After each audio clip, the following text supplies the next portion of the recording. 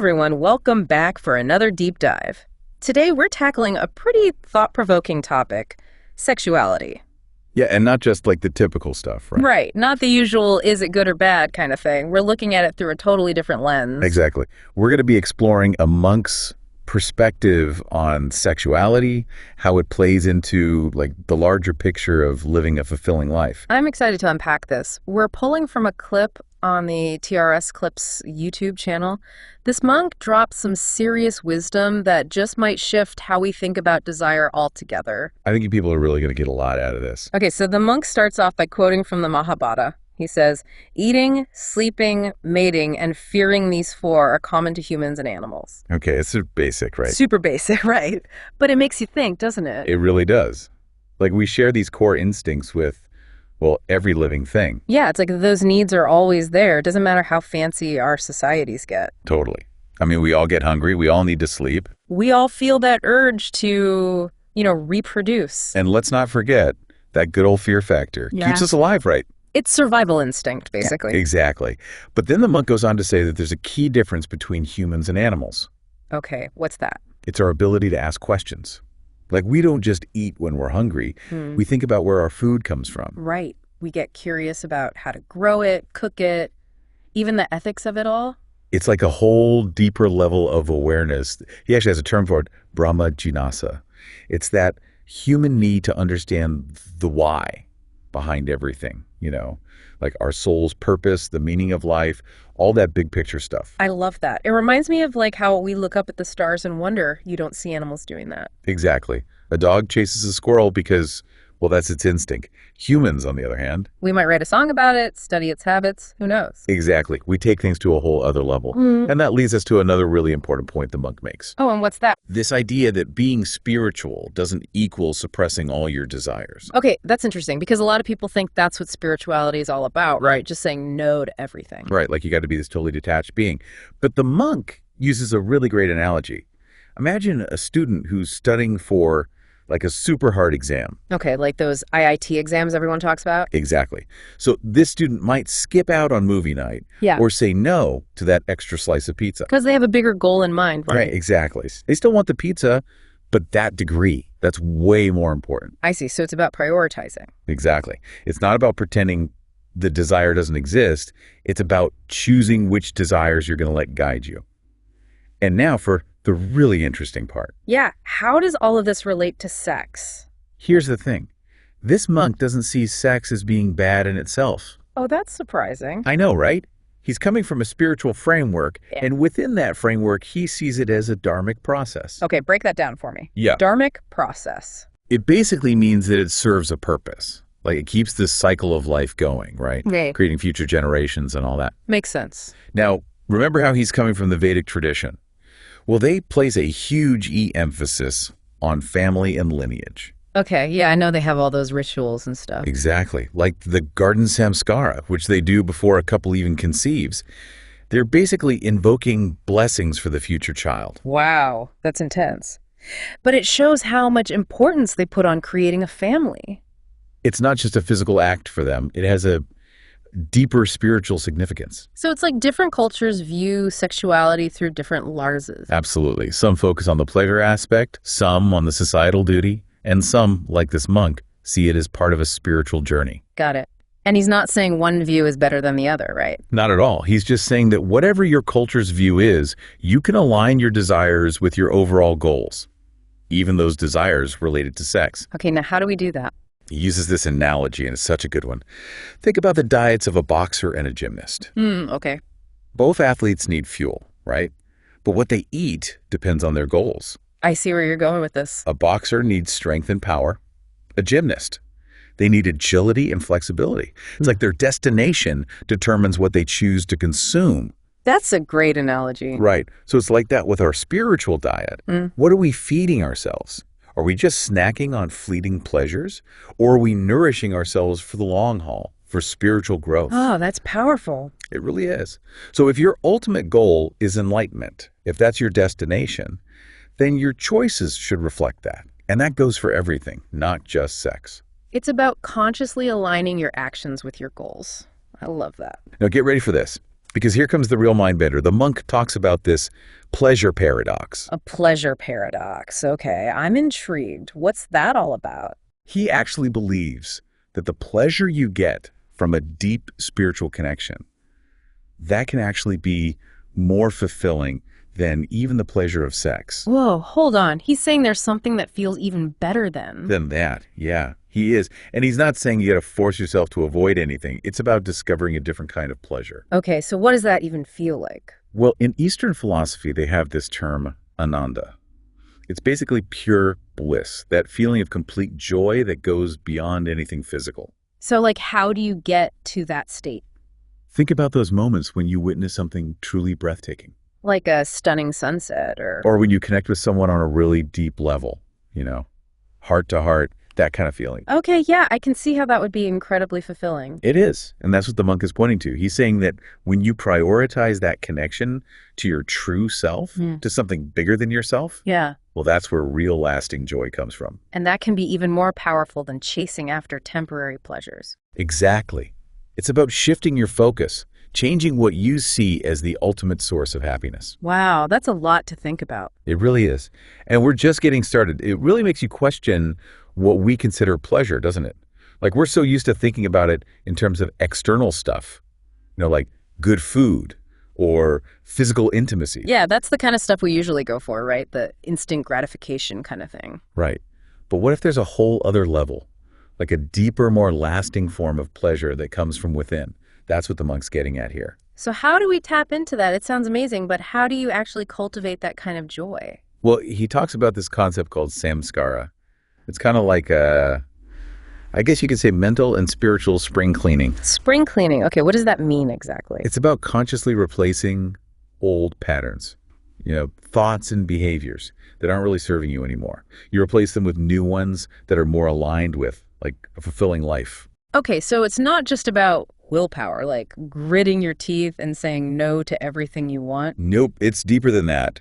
It's about actually transforming the way you think and react to things. So it's an internal shift. Exactly. It's like, it's almost like upgrading your internal software.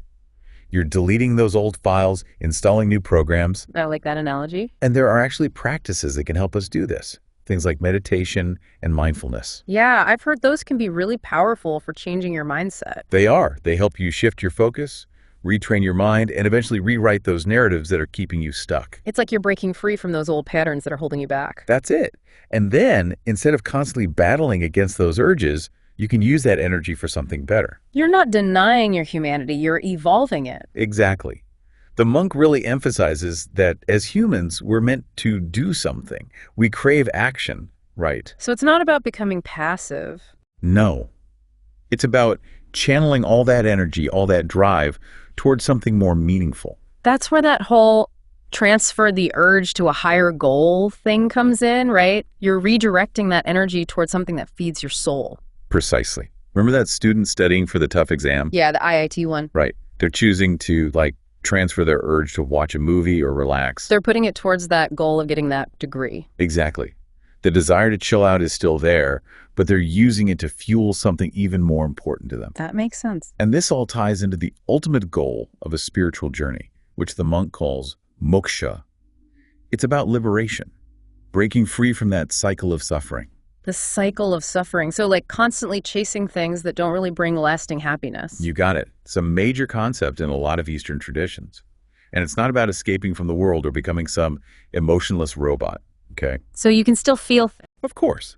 It's more about transcending those limitations that come from, the ego, letting go of that attachment to material stuff and realizing Realizing that true happiness comes from within. Exactly. It comes from connecting to something bigger than yourself. And that's a big part of this whole journey toward liberation. It's about understanding your desires, especially those related to sex, and managing them in a way that aligns with a greater purpose. It's about shifting from that me perspective to something more expansive. Exactly. The monk talks about how our actions shouldn't just be about pleasing ourselves. It's about contributing to something larger than ourselves. So like serving your family or your community. Yeah. or even humanity as a whole, it's that realization that what you do has ripple effects. Wow, that puts things in perspective. Right. So whether it's sex or eating or anything else, it's not just about instant gratification. It's about aligning those actions with something bigger. And that's where dharma comes in. Dharma. Okay, that's a word I've heard a lot, but I'm not sure I totally understand it. It's often translated as duty or righteousness, but it's way more than that. So what is it then? It's like understanding your unique role in the whole grand scheme of things, and then living in a way that actually contributes to the well-being of everything. That sounds pretty complex. It is, but it really ties everything together. Your desires, your actions, your purpose, it all fits into this framework of dharma, of living in harmony with, like, the universe. Okay, I think I'm starting to get it. And remember that Vedic tradition we talked about? They have those 16 samskaras, those rituals for different stages of life. Yeah, I remember. Well, you don't have to do those specific rituals, but they illustrate this really important point. Even everyday actions, even things that seem mundane, can become spiritual practices. If you approach them with the right intention. Exactly. It's not just about meditating in a cave somewhere, you know? It's about bringing that same level of awareness and intention to every part of your life. Yes. And that includes things like, well, having sex. Like, remember that garden samskara ritual? The one before conception. Yeah. It's a perfect example of how a culture can weave spirituality into even the most intimate aspects of life. Procreation becomes this sacred act. It's not just a physical thing. It's about bringing new souls into the world with intention. That's beautiful, actually. It is. It makes you rethink how we approach sex and relationships in general, doesn't it? It really does. Like, are we just going through the motions, or are we actually present, mindful? Are we bringing a sense of reverence to these experiences? Those are great questions. Now, going back to those 16 samskaras, the monk explains that their main purpose is to guide people along a spiritual path. Like a roadmap, kind of. Yeah.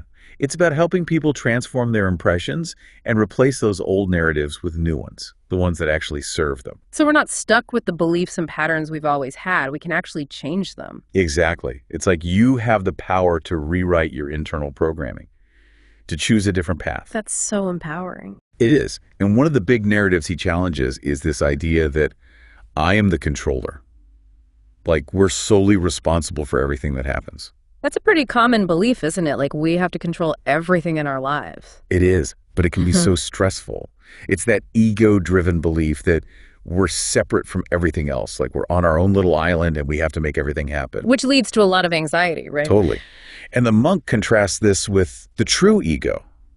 True ego. What's that? It's that part of you that recognizes there's something bigger at play. A universal consciousness, a higher power, whatever you want to call it. So it's about surrendering control. Exactly. Recognizing that you're not actually the center of the universe. And finding peace in that. It can be humbling, for sure, but it's also incredibly freeing.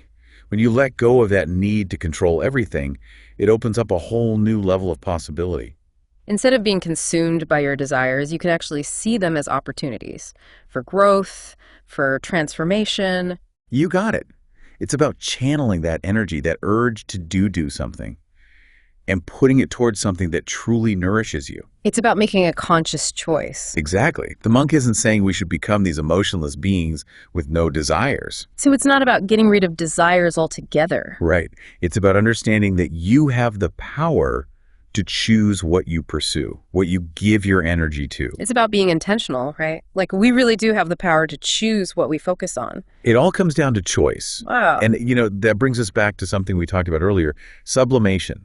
Oh, yeah, using those desires as fuel instead of letting them control us. Exactly.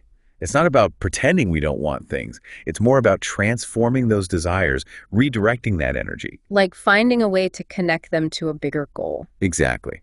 So like Monk said, if you feel that pull towards something, if there's that urge to do something, you got to ask yourself, what higher goal can I connect this to? It's like taking a step back and saying, okay, what am I really looking for here? Yeah. What's the deeper need? And how can I channel that energy towards something that actually nourishes me, that makes me feel good in a lasting way? Instead of just going for the quick fix. Right. It's like choosing to go for a run instead of, I don't know, grabbing another cookie. You still want the cookie, but you're choosing to prioritize your well-being instead. And you know what's interesting? When you do that, when you make those conscious choices, it can actually lead to a much deeper experience of pleasure. That's that whole pleasure paradox the monk was talking about. He's saying that connecting with your true self, with something bigger than yourself, well, that can be even more satisfying than just chasing after, those more basic desires. It's like when you're totally absorbed in something you love and you just completely lose track of time. Yes.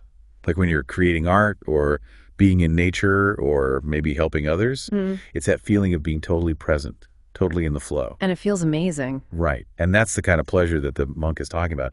It's a joy that radiates outward from within.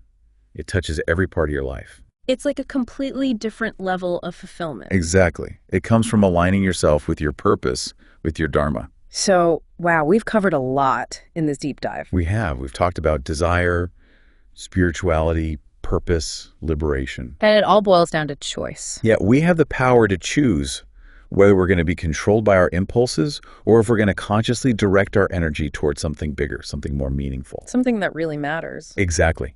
And we've learned that true fulfillment, that doesn't come from chasing fleeting pleasures. It comes from living in alignment with our higher purpose, with our dharma. And even though that path might look different for each person, it all starts with that one simple act of choosing. Choosing what you're going to focus on, choosing what you're going to let shape your life. The monk's message is really both challenging and empowering at the same time. It is. He's inviting us to question everything, to step outside our comfort zones, to explore a whole new world of possibility. And who knows, maybe we'll discover a level of joy we never even imagined was possible. It's a journey worth taking, for sure. So as we wrap things up here, I want to leave you with a question. Oh, I love a good question. What higher goal will you choose to transfer your urge to? What are you going to dedicate your energy to? What's going to shape your journey going forward? Yeah, keep asking those questions. Keep exploring. Keep choosing. It's your life, and you have the power to create something truly amazing.